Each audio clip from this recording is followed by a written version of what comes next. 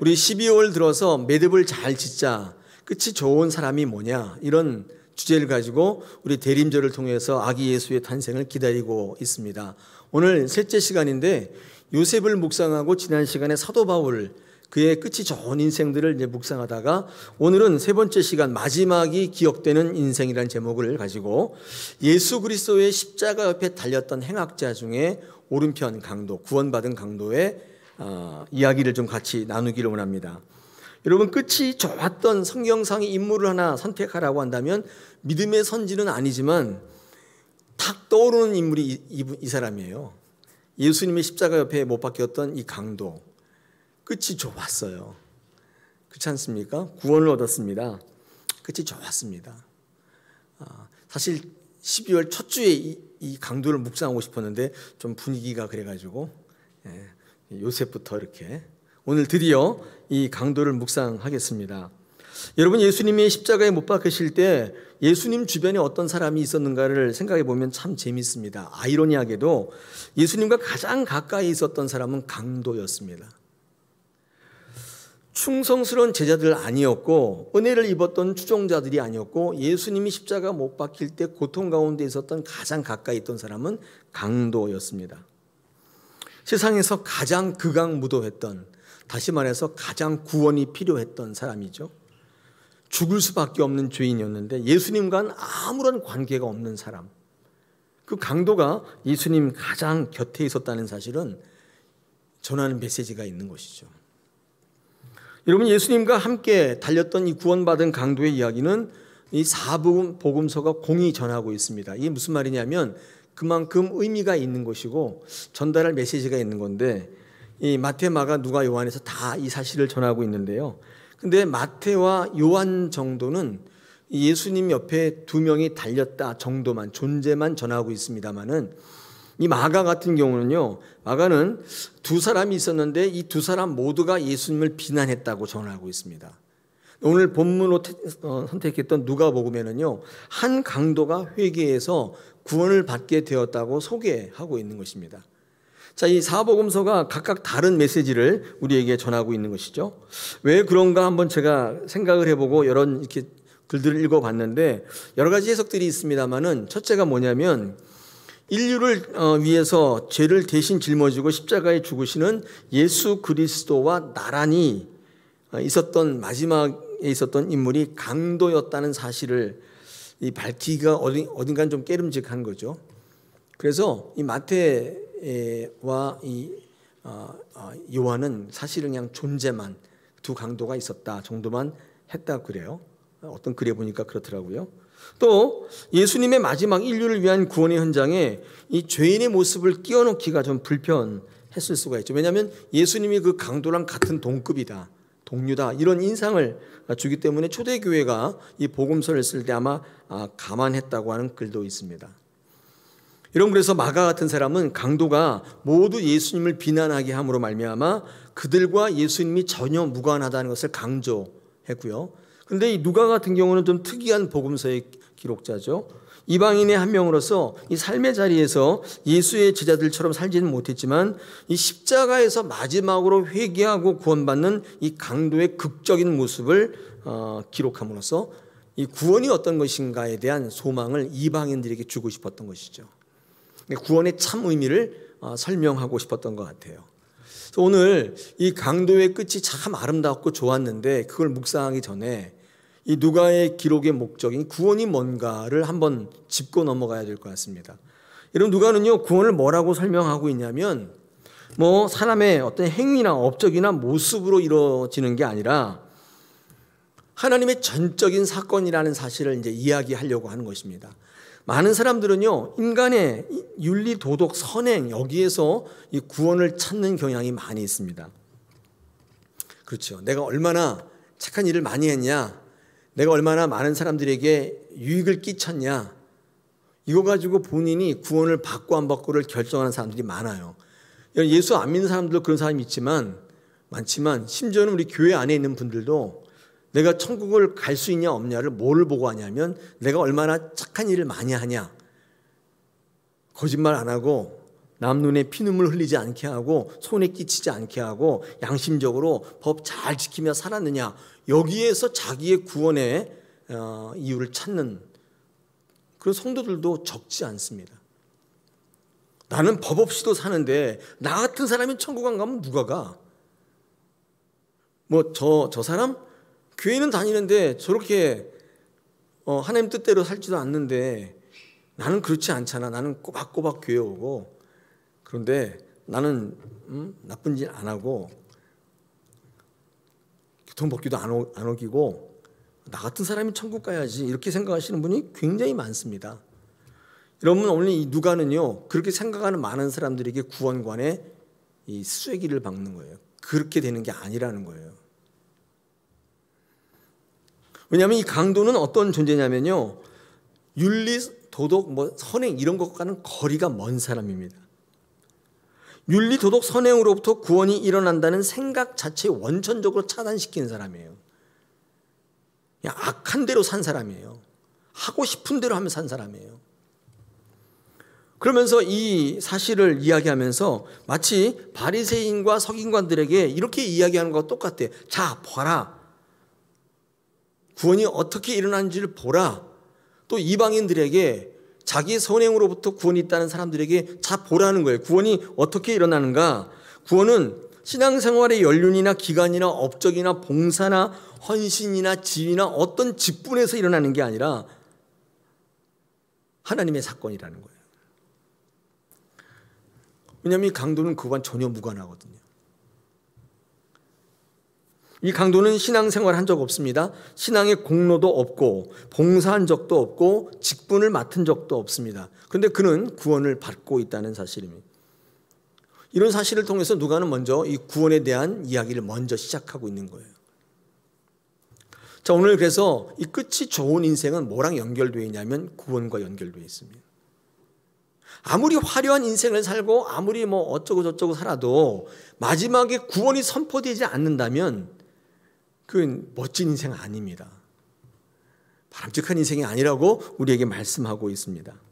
여러분, 이 강도는 어떤 사람이냐면 제가 지금 말씀드린 것처럼 이 종교적 행위를 한 번도 한 적이 없는 사람이에요. 예배나 기도나 봉사나 헌금 이런 걸 한 적이 없어요.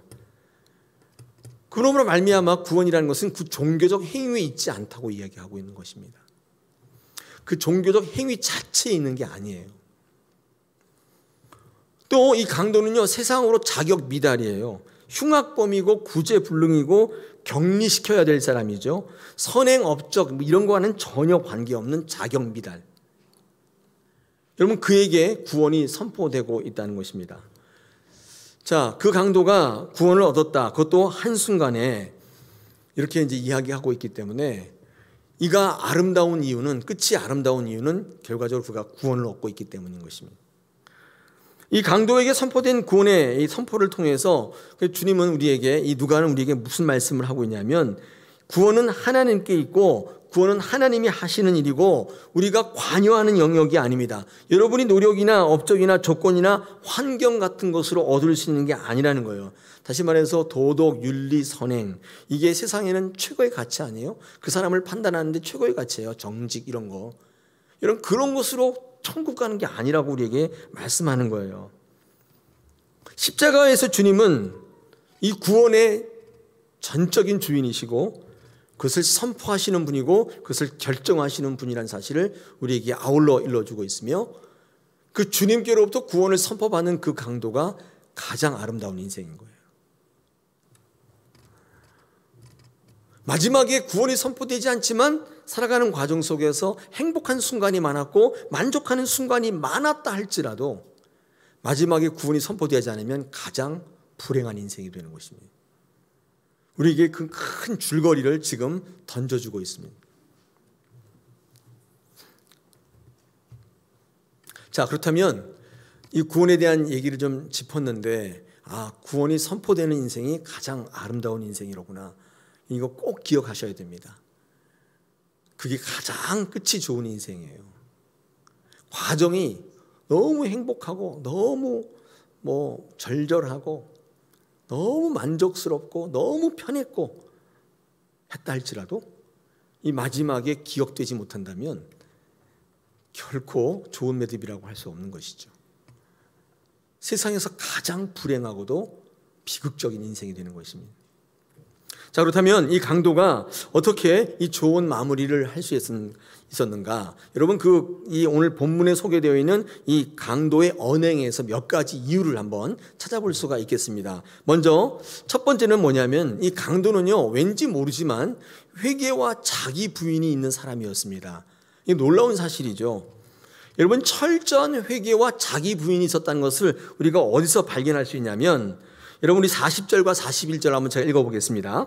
하나는 그 사람을 꾸짖어 이르되 내가 동일한 정죄를 받고서도 하나님을 두려워하지 아니하느냐. 41절, 우리는 우리가 행한 일에 상당한 보응을 받는 것이니 이에 당연하거니와 이 사람은 행한 것은 옳지 않은 것이 없다. 이렇게 말합니다. 이게 무슨 말이냐면, 왼편에 있는 강도가 야, 네가 메시아냐? 나 그리스도냐? 나를 한번 구원해봐라. 이렇게 비아냥거리니까 이 오른편에 구원받은 강도가 그 강도를 막 꾸짖어서 야, 너 지금 사형을 당하고도 그런 얘기가 나오냐 지금? 하나님이 두렵지도 않냐? 그렇게 얘기하면서 우리는 악한 일을 행했기 때문에 사형받는 거야 당연한 거지만 이 예수님은 행한 것이 하나도 옳지 않은 게 없다. 이렇게 얘기하는 거예요. 지금 이 오른편의 강도가 지금 두 가지를 고백하고 있는데, 첫째는 하나님이 두렵지 않냐, 둘째 주님이 하신 일이 다 옳다 고백하는 것입니다. 여러분, 이건 뭐냐면요, 자기를 부인하고 예수 그리스도를 인정하는 것입니다. 우리가 회개한다고 하고 자기 부인한다고 하잖아요. 그 정의가 뭐냐면요, 이런 겁니다. 철저하게 회개했다는 뜻이 뭐냐면 밤새도록 울고불고 가슴치며 기도했다는 뜻이 아닙니다. 여러분, 오해하시면 안 돼요. 기절할 정도로, 까무라칠 정도로 떼굴떼굴 부르면서 한 일을 후회했다는 뜻이 아니에요. 이 철저히 회개했다고 하는 것은 어떤 뜻이냐면 주님을 인정했다는 뜻입니다. 꼭 기억하셔야 돼요. 아무리 밤새도록 가슴을 치고 울었는데 예수님의 삶과 그의 지향점과 목적을 여러분과 같이 할 수 없다면 그 회개한 게 아니에요. 주님을 인정하지 않는 거예요. 내 삶 따로 있어요. 그냥 교회는 왜 오시는지 모르지만 그냥 와요. 근데 교회 와보니까 나름 좀 재밌기도 해요. 와, 목사님 그러고 장로님 하니까 이것도 괜찮은데, 그리고 좋은 일도 많이 해요. 사랑의 쌀 나누기도 하고 이것도 괜찮아요. 왜냐하면 교회 안 다니는 분들도 좋은 일 많이 해요. 기부도 많이 하니까 이것도 괜찮은데, 그래서 교회 오시는지 모르겠지만, 여러분, 정말 철저히 회개했다는 건 뭐냐면 예수 그리스도를 인정하는 삶인 것입니다. 여러분, 이게 철저히 회개했다는 뜻이에요. 여러분, 이 강도는 두 가지를 고백하고 있는데, 하나님이 두렵다, 주님이 하신 일이 다 맞다, 자기가 철저히 부인되는 순간이고 반대로 예수님을 인정하는 순간인 것입니다. 여러분, 구원에 이르게 하는 회개라는 게 뭐냐면 내 인생 가운데 하나님을 두려워하는 마음이 있는 것이고, 하나님으로 인하여 갈등이 되는 것이고, 하나님의 말씀이 더더욱 두려워지는 것입니다. 여러분, 이게 회개에 이르게 하는 거예요. 이런 모습이 여러분 삶 속에서 발견돼야 돼요. 하나님이 두려운 마음이 들어야 돼요. 근데 하나님 두려우세요? 하나님 두렵겠뇨. 보이지도 않는데. 처음엔 좀 두려웠는데 가면 갈수록 그렇지 않은데요. 아무 일도 없는데요. 조금 사기도 치고 나쁜 일 했는데 굉장히 두려웠는데 그 다음부터는 괜찮은 것 같아요. 그래서 이제 그게 관행처럼 이제 자리 잡았어요. 하나님으로 인해 갈등이 사라졌어요. 예전에는 이거 하면 안 될 것 같은데 하나님 뭐라고 하실까 이런 마음이 있었는데 이제부터는 없어져요. 그것도 서슴없이 하는 거예요. 하나님의 말씀이 두렵기는커녕 읽지도 않게 되어 있어요. 만약에 여러분 이렇게 된다면 여러분이 지금 구원에 이르게 하는 회개의 사람인가를 살펴보실 필요가 있어요. 하나님이 전혀 두렵지 않은 거예요. 하나님으로 인해 갈등이 1도 없어요. 그냥 내가 하고 싶은 대로 하는 거예요. 하나님은 주일에 예배하는 것으로만. 여러분, 그러므로 정말 구원에 이르는 회개라는 것은 결과적으로 내가 걷던 길에서 돌이키는 것입니다. 하나님이 두렵기 때문에 내 안에 있는 생각들, 내 마음대로 살아가고픈 계획들이 예수 앞에서, 말씀 앞에서 포기되어지는 거예요. 이게 철저한 자기 부인이요, 철저한 회개입니다. 구원에 이르게 하는 회개예요. 여러분, 예수님 인정하지 않으면 절대 자기 부인할 수가 없는 것이죠. 예수를 인정하지 않는 한 강도, 이 왼편 강도는 끝까지 죽는 순간까지 자기 생각을 내려놓지 않습니다. 예수님을 계속 비아냥거려요. 우리는 예수님 비아냥거리지는 않지만, 정도의 차이는 있지만 우리도 끝까지 내 생각 가지고 살아간다면 이 왼쪽 강도랑은 별다른 차이가 없는 거죠. 여러분, 예수님을 인정하는 게 자기 부인이고 철저한 회개입니다. 여러분, 그 오른쪽 강도가 끝이 아름다웠던 이 첫 번째 이유는 이런 삶이 그의 삶에서 목격되기 때문이에요. 그의 끝이 아름다웠던 이유예요. 끝이 좋았던 이유예요. 여러분, 예수님 인정하지 않는 왼쪽 강도의 모습을 우리는 가룟 유다적 삶이라고 부릅니다. 가룟 유다가 왜 정죄받냐면 그는 마지막까지 자기 뜻대로 해요. 마지막 순간까지도 자기가 결정해요. 그렇지 않습니까? 그 마지막 순간에도 깨닫고 후회하고 회개하고 하나님 앞에, 주님, 제가 어떻게 하면 만회할 수 있겠습니까? 주님, 제게 새로운 기회를 주세요. 이러고 하나님 앞에 더 쓰임 받았으면 참 좋았을 텐데 그 마지막까지도 자기가 결정해버려요. 자기가 온전히 주인인 거예요. 여러분, 이 가룟 유다가 정죄받는 이유 중에 하나가 그겁니다. 마지막을 맡기지 않는 거예요. 이게 얼마나 교만한 것인지 알 수 없어요. 내 거라는 거예요. 내 건데 왜 내가 하나님께 맡기냐는 거예요. 그러나 구원받는 오른편의 강도는 마치 모세의 삶 같습니다. 마지막까지, 끝까지 맡겨요. 모세는 마지막도 맡기지 않습니까? 우리 신명기 34장이 모세의 마지막을 적은 성경이잖아요. 거기서 하나님께서 모세에게 부르신 다음에 하시는 말씀이, 야, 그동안 수고 많았다. 그런데 어쩌냐? 너는 가나안 땅에 못 갈 것 같다. 여기서 죽게 될 것 같다. 이렇게 말씀하신 거예요. 어이가 없는 거죠. 모세가 딱 들어보니까 바로 이제 코앞이 가나안 땅인데 그 느보산 꼭대기가 가나안이 쭉 보이는 아마 산이었던 것 같아요. 거기서 딱 올라오라고 해가지고, 힘든데 거기 또 뭐하러 올라오라고 그래가지고 거기 올라와서 쫙 보이시면서, 자, 봤냐?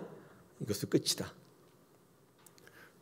여러분, 모세가 할 말이 없었을까요? 아니, 하기 싫다는 사람 끌어다 놓고 계속 여기까지 80년 동안 미디안 광야에서 40년, 그 다음에 광야 40년 그렇게 고생을 시키면서 여기까지 오게 한 다음에 지금에 와서 너는 여기서 죽으라니요.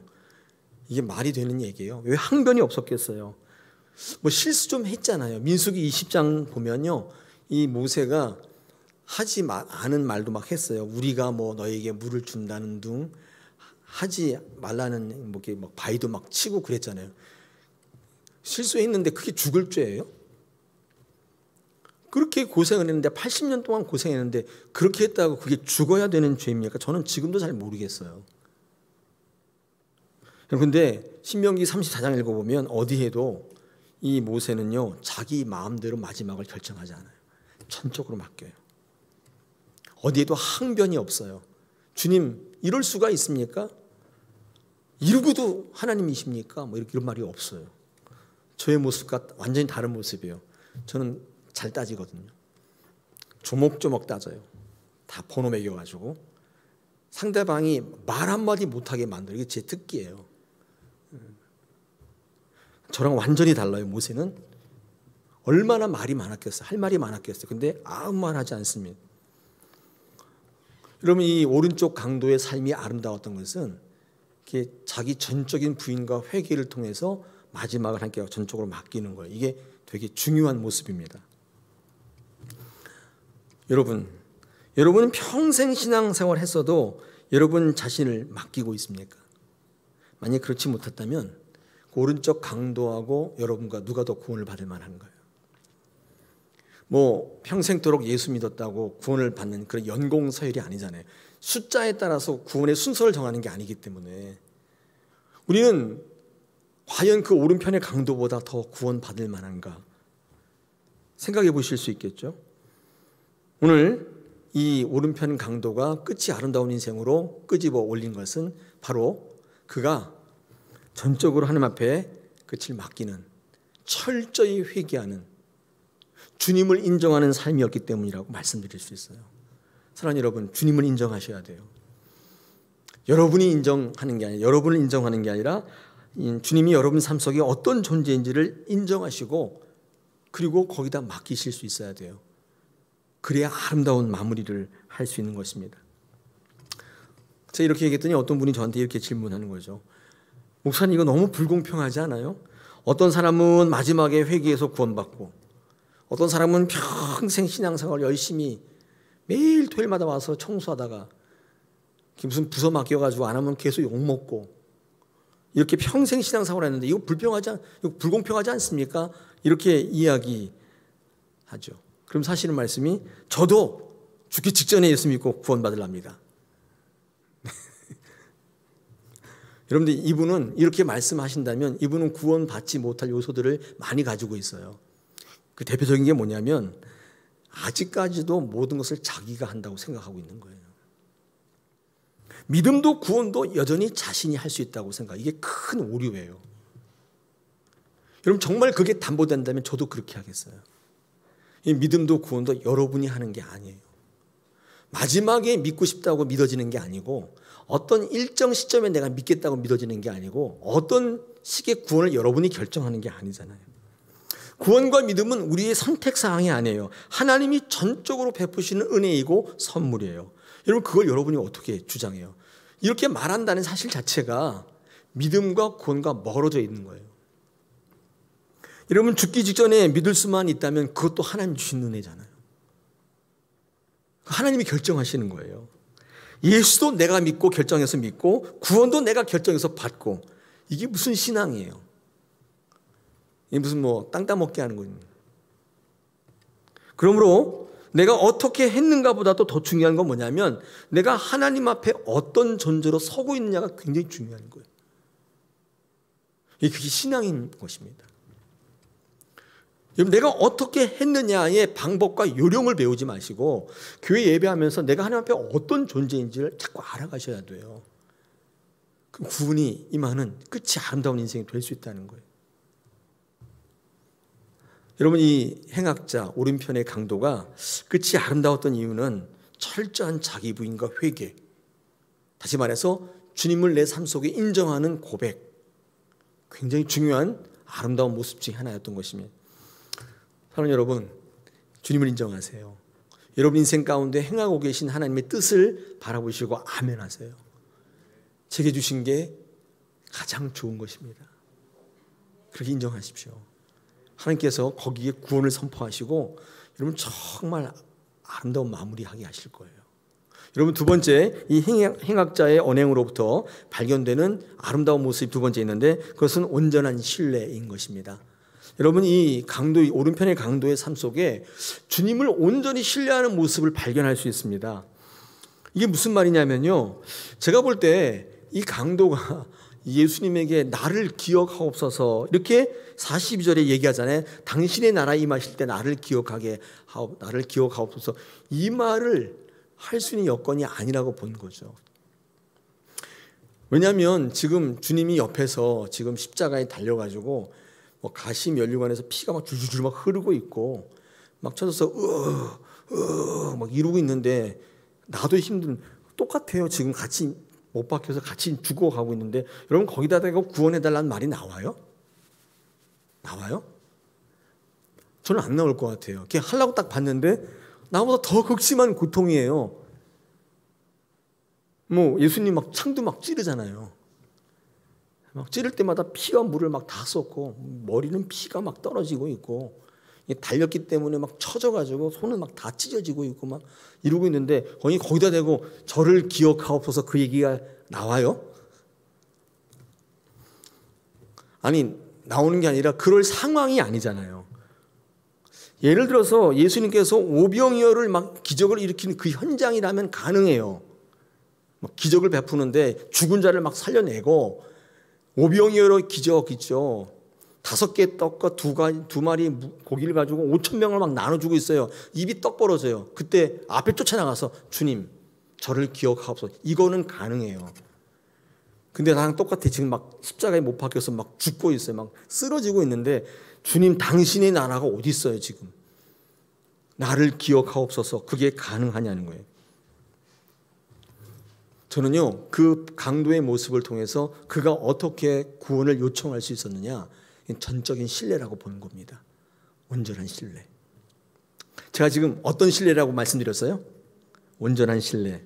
여러분 온전한 신뢰의 말뜻을 잘 모르시죠? 이 온전한 신뢰라는 것은 뭐냐면 언제나 신뢰한다는 뜻입니다. 이걸 온전한 신뢰라고 해요.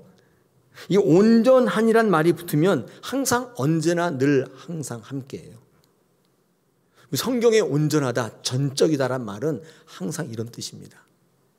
온전한 신뢰라는 것은 신뢰하지 않을 때가 없다는 뜻이에요. 언제나 신뢰한다는 뜻입니다. 눈에 신뢰할 만하지 않을 때가 있어요. 느껴질 때가 있어요. 그때에도 신뢰하는 거예요. 그게 온전한 신뢰예요. 내가 딱 보니까 이건 아니야. 신뢰하지 않아. 여러분 그건 그냥 신뢰예요. 근데 그럼에도 불구하고 하나님 말씀하셨기 때문에, 언약이 있기 때문에, 약속이 있기 때문에 난 신뢰. 이거 온전한 신뢰예요.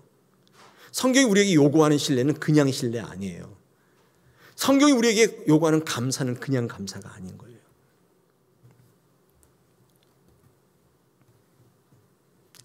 여러분 그냥 그런 신뢰는 누구나 다 하는 거예요. 딱 봤는데 너무 믿을만해요.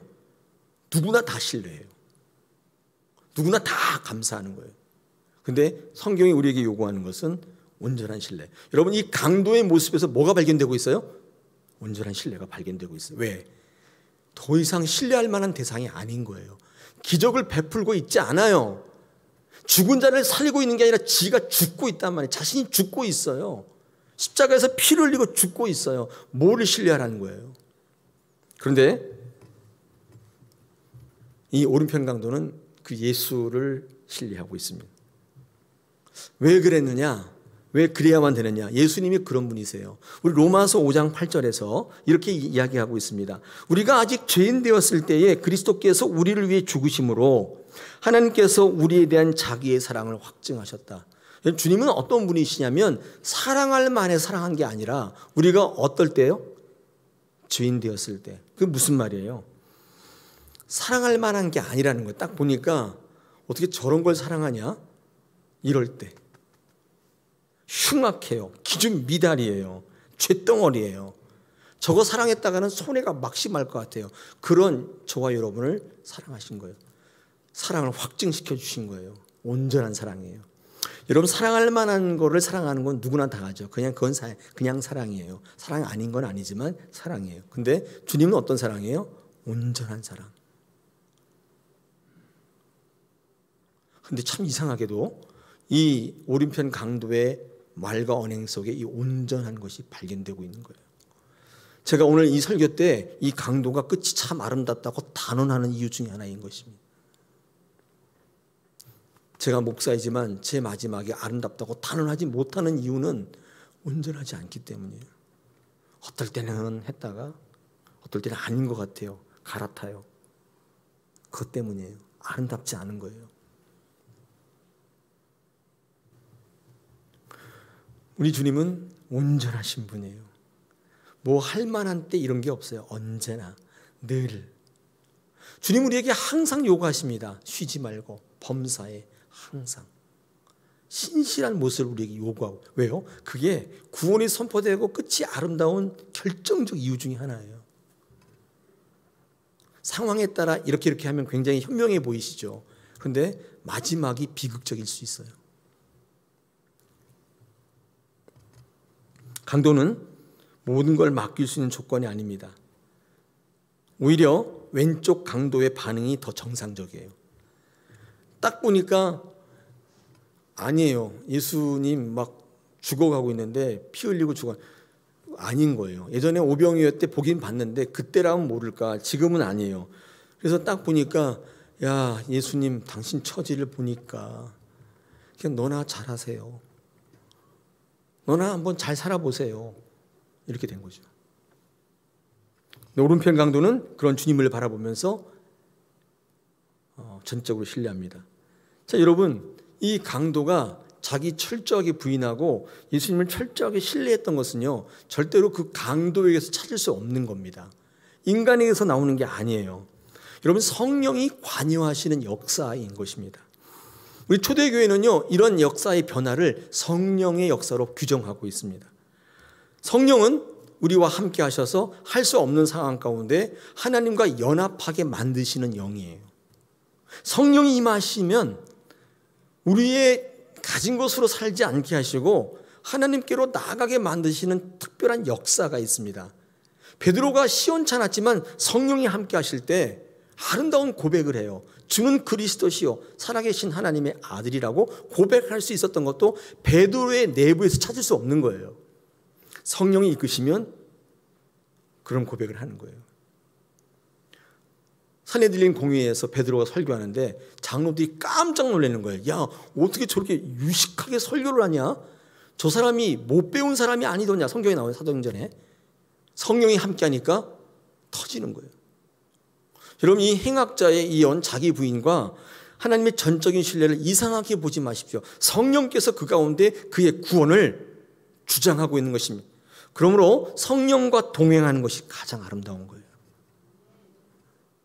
여러분 자신과 함께 가는 게 가장 추악한 거예요. 별것도 아닌데 뭐 대단한 것처럼 우리 죽으면 다 썩어질 건 육신을 위해서 가장 추악한 거예요. 그래서 썩어질 것과 금수의 것과 맞바꿨다고 그랬어요. 로마서 1장에 보니까. 성령은 여러분이 하나님께로 가도록 계속 역사하시는데, 여러분 그래서 이렇게 이 오른편 강도 같이 이해되지 않는 일들이 있는데 우리 이것을 신비라고 하는 것입니다. 신비는 주께로 인도하는 힘이에요. 신비 끝에 주님이 있어야 그게 믿음이에요. 신비 끝에 내가 있으면 이단되는 거예요.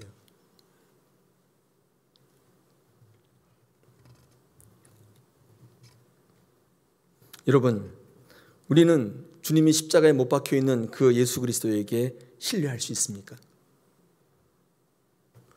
여러분, 어쩌면 주님이 무능하다고 하는 그 시점에 우리는 주님을 섬기고 또 바라보며 전적인 신뢰로 나갈 수 있습니까?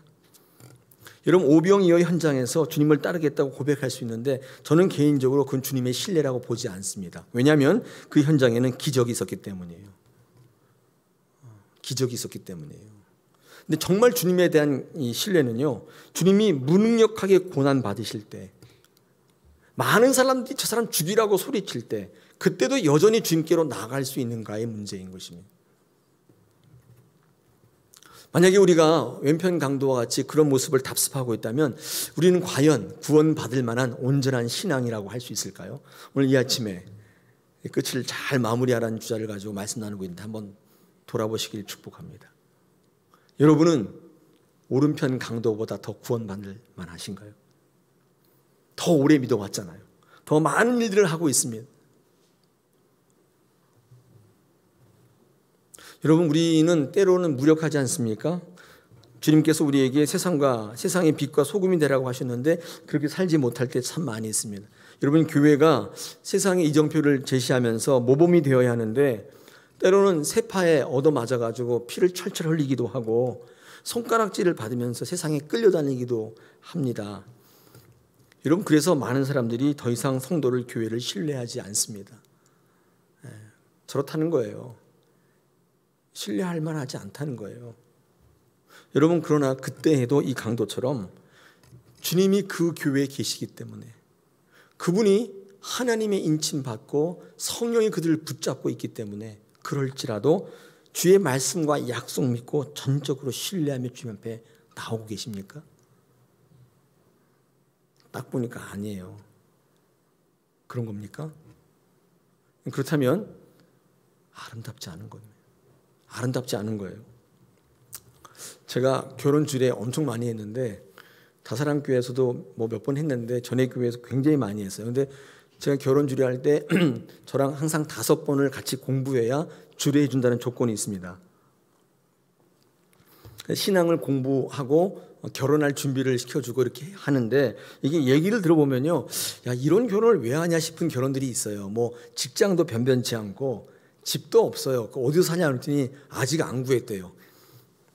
그럼 결혼 어떻게 하냐 했더니 그래도 우리는 할 거래요. 제가 제 3자가 볼 때는 좀 어이가 없어요.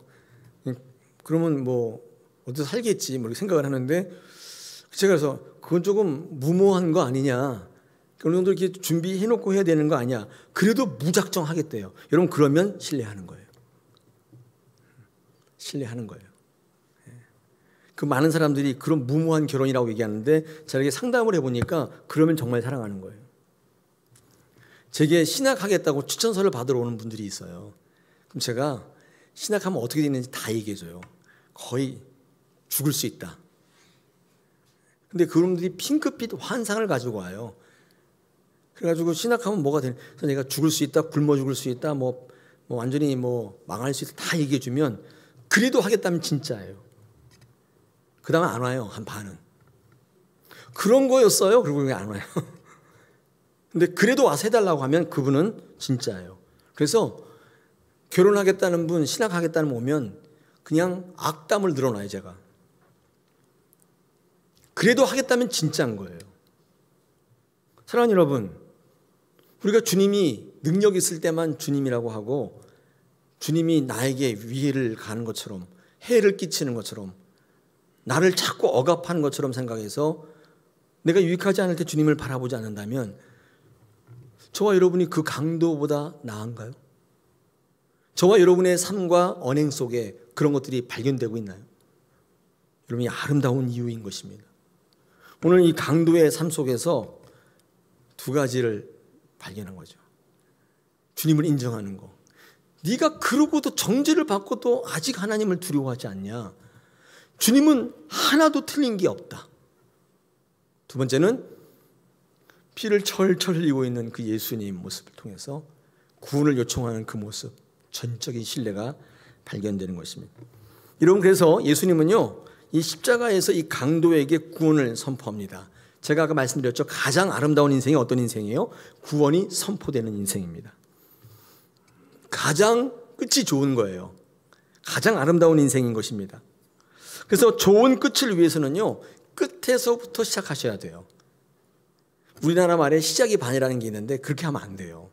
끝에서부터 다시 시작하는 게 가장 좋은 끝을 장식할 수 있는 삶입니다. 그게 마지막이 기억될 수 있어요. 마지막이 아름다운 인생을 맺게 되는 것입니다.